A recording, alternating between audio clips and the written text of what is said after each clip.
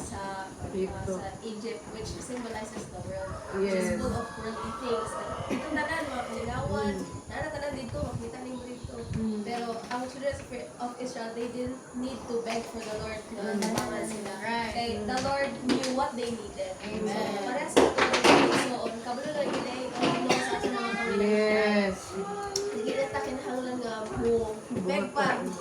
Ngayon na Oy, Lord. kay iyahan na yung buhaton para sa ating lahat. Similar din ako, no, di ba, higawas na kanya sa kalibutan. Ano,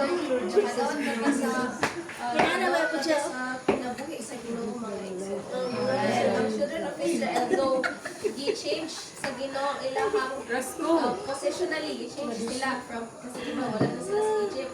So, the Lord changed them positionally. Pero, the Lord still needed to change them dispositionally. Meaning, kung sa ilahang constitution, Amen. saan pa din, gibalhin sila og lugar, ipahigaw sila sa Egypt physically, ang ilang disposition, ang ilang constitution, mao naman gihapon. Egyptian diet naman gihapon to, ang ilang nasa ilang sulot, mao nang ang Ginoo, i-change sila ilang diet, pinaagi sa heavenly diet. Ang ang pagkaon sa mana mga igsoon. Amen. Ang kaning mana sa ato karon available din ni siya anytime mga igsoon. Our real mana is Christ. So si Kristo atong tinuod nga mana, atong tinuod nga kalayon mga igsoon.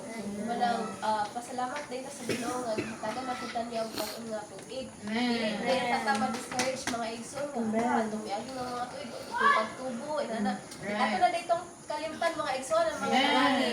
Ato ding tan-aw ang kung unsa nga nato karon. Amen. Nanang talagi bagong tuig, bagong pagsugod mga igsoon. Amen.